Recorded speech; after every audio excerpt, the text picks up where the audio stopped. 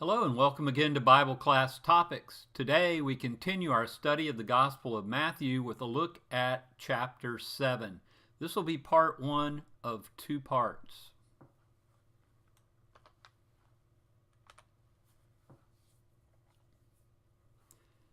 A quick review of our outline of the book of Matthew. We've already talked about the coming of the King. We're in the section entitled Proclaiming the Kingdom. Then we'll talk about facing rejection, enduring the cross, and conquering death. Under our heading, Proclaiming the Kingdom, we've already talked about the beginning of the Galilean ministry when we had our study on chapter 4. We're in the end of our talk about the Sermon on the Mount, chapters 5 through 7. Then we'll discuss miracles of healing, sending forth the 12, and discourses and the kingdom parables. As we look at our outline of the Sermon on the Mount, we see we've already talked about the topics in chapter 5 and 6, and today we begin to talk about topics found in chapter 7. The error of judgment, the truth in the hearer, the charter of prayer, the Everest of ethics, and life at the crossroads. In part 2, we'll conclude our discussion of the Sermon on the Mount by looking at the false prophets, on false pretenses, and the one true foundation. Before we go any further, let's read chapter 7, verses 1 through 14, and I will be reading once again from the English Standard Version. Judge not that you be not judged, for with the judgment you pronounce, you will be judged, and with the measure you use it will be measured to you. Why do you see the speck that is in your brother's eye, but do not notice the log that is in your own eye? Or how can you say to your brother, let me take the speck out of your eye, when there is the log in your own eye? You hypocrite, first take the log out of your own eye, and then you'll see clearly to take the speck out of your brother's eye. Do not give dogs what is holy, and do not throw your pearls before pigs, lest they trample them underfoot and turn to attack you. Ask, and it will be given to you. Seek, and you will find. Knock, and it will be opened to you. For everyone who asks receives, and the one who seeks finds, and to the one who knocks it will be opened. Or which one of you, if his son asks him for bread, will give him a stone? Or if he asks you for a fish, will give him a serpent? If you then, who are evil, know how to give good gifts to your children, how much more will your Father who is in heaven give good things to those who ask him? So whatever you wish that others would do to you, do also to them, for this is the law and the prophets. Enter by the narrow gate, for the gate is wide, and the way is easy that leads to destruction, and those who enter by it are many. For the gate is narrow, and the way is hard that leads to life, and those who find it are few.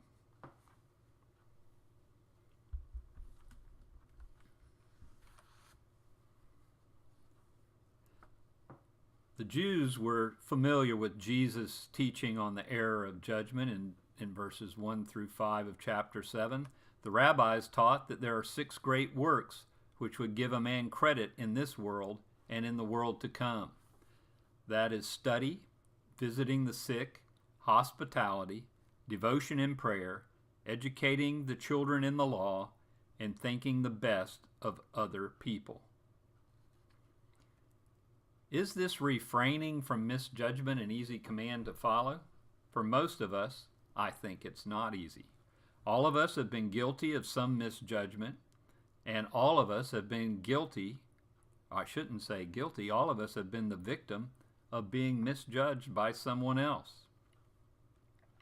So Jesus says no man can judge.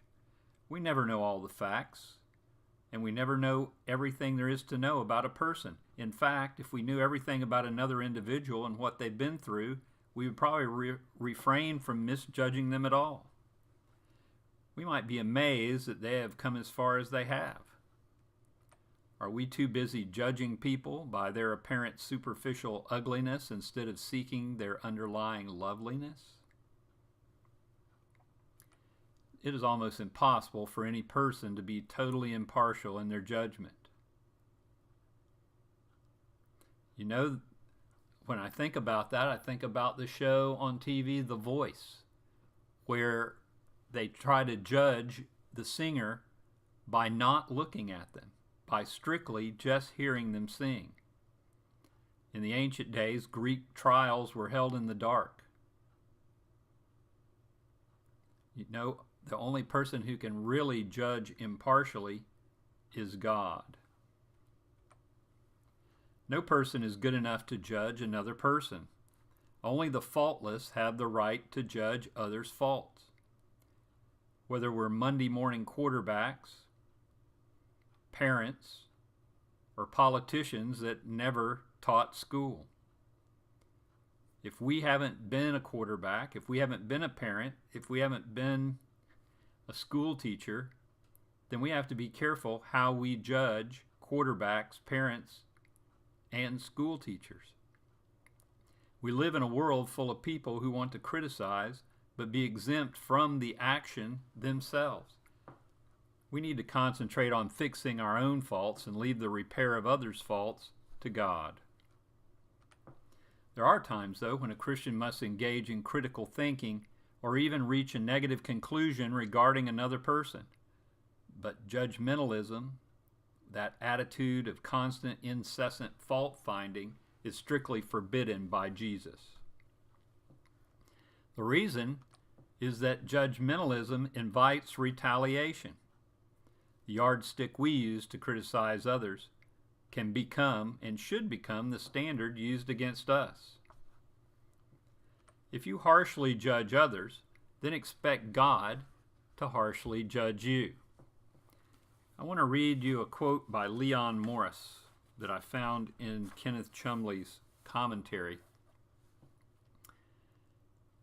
Mr. Morris says this: "It is a curious feature of the human race that a profound ignorance of oneself is often combined with an arrogant presumption of knowledge about others, especially their faults." Kenneth Chumbley himself, in his commentary, said this: "Before we're qualified to do eye surgery on someone else, we must successfully operate on ourselves."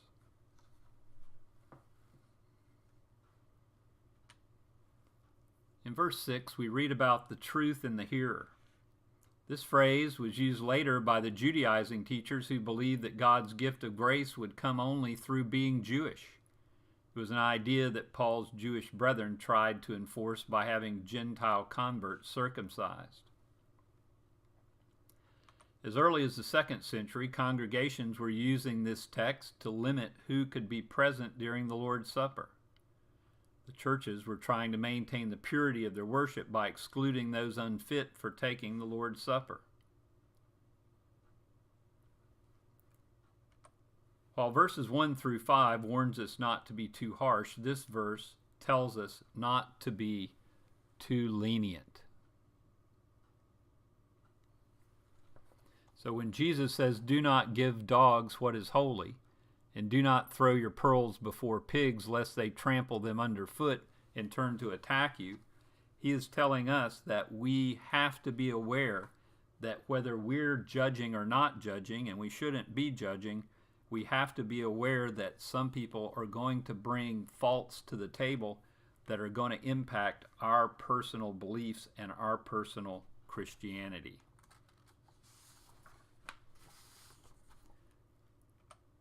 But what do we do about reaching those that are unfit to hear? What do we do about these swine and these dogs that Jesus talks about in verse 6? Perhaps the text means that in our efforts to teach God's plan, we will run into individuals that are unfit or not able to receive the word. But how do we make this judgment without violating the teaching of the previous verses? Some men's minds are shut to the truth, perhaps for reasons we cannot fathom. Is Jesus teaching us not to beat our own heads against the wall? There will always be those in the world to whom the preaching of the word is mere foolishness. Sometimes actions do speak louder than words, so it might be how we live our lives in front of others that will open their hearts. If the church is weak, it is not because we lack Christian arguments. It's because we lack Christian lives. When a person decisively rejects God, we should shake the dust off of our feet and redirect our energies to those that are more receptive. I suggest that you pause the video right now and go look up these passages: Acts 13:44 through 51, Acts 18:5 through 6, 1 Corinthians 2:14 through 15, and Titus 3:10 through 11.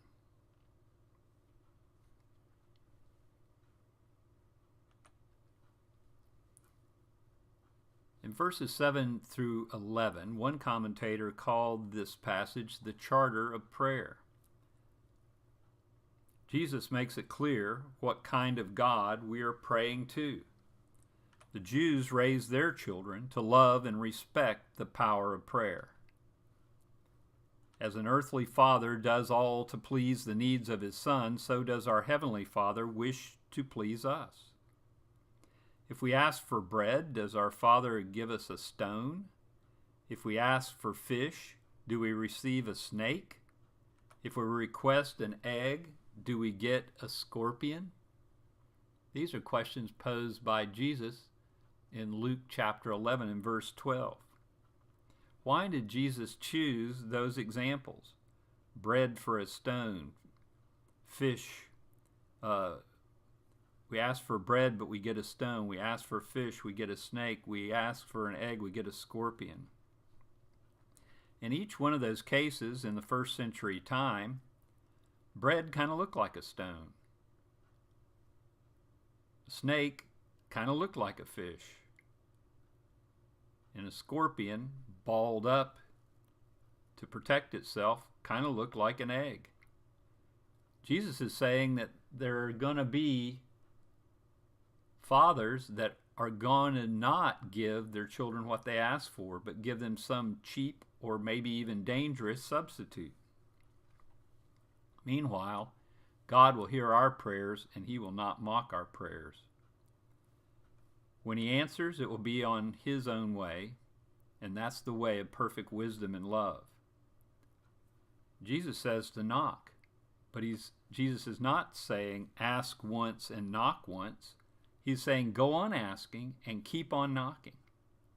He expects us to persist in prayer and never be discouraged from praying. Is what we are praying for the right thing? Are we sincere?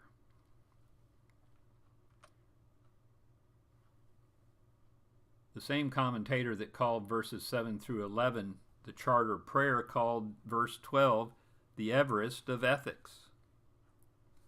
With this saying, Jesus brings the Sermon on the Mount to its peak. We often call it, of course, the Golden Rule. While this saying can be found in its negative form from both Jewish and Gentile writings, it is Jesus who brings it to light in its positive form. For an example, you might go back and look at Psalm 15:3, where it says, "What is hateful to you, do not to others do." So we call this then the Golden Rule of Jesus. How is the positive form of the rule different from the negative form?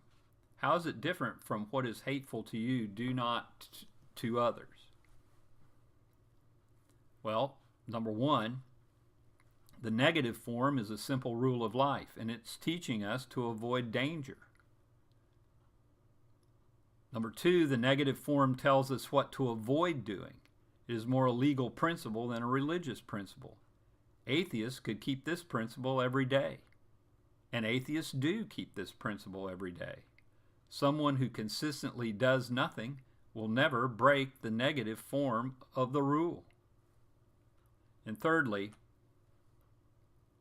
a goodness of doing nothing contradicts everything Christianity stands for. I think of the parable of the Good Samaritan. The positive form of the rule, do unto others, calls for action.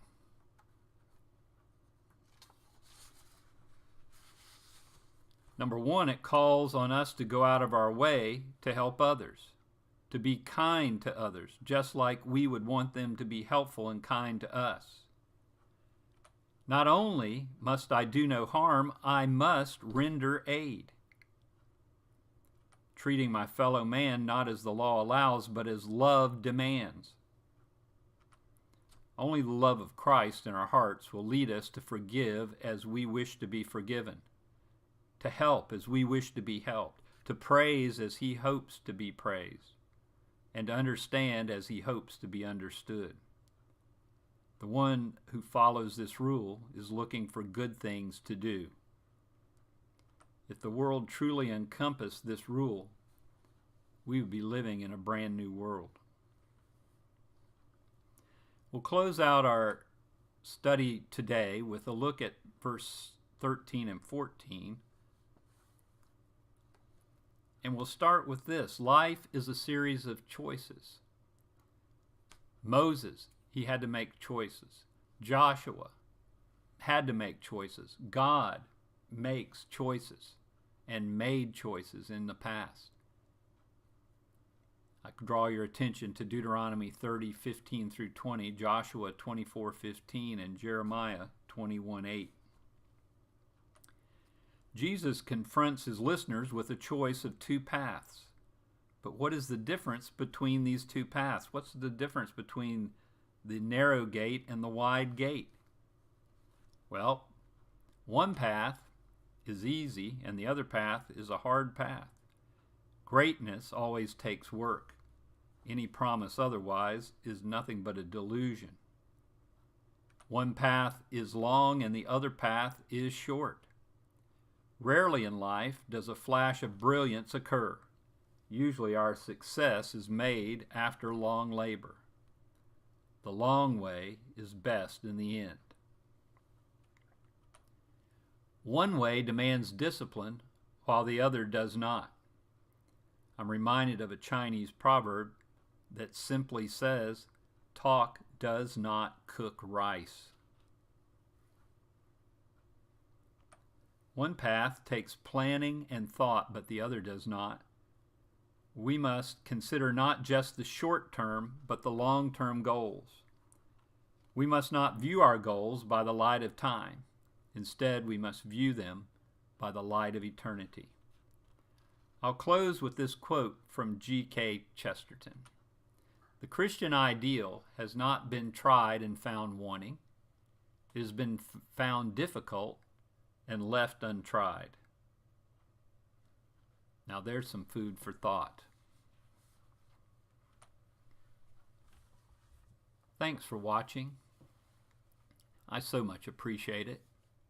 Next time we'll finish our thoughts on chapter 7 and conclude our study of the Sermon on the Mount. Please like or dislike this video. Also, check out the description below for some other resources that I've used while preparing these notes. If you have an opportunity, subscribe to the channel and leave me a comment below. Until we talk again next time, may God bless.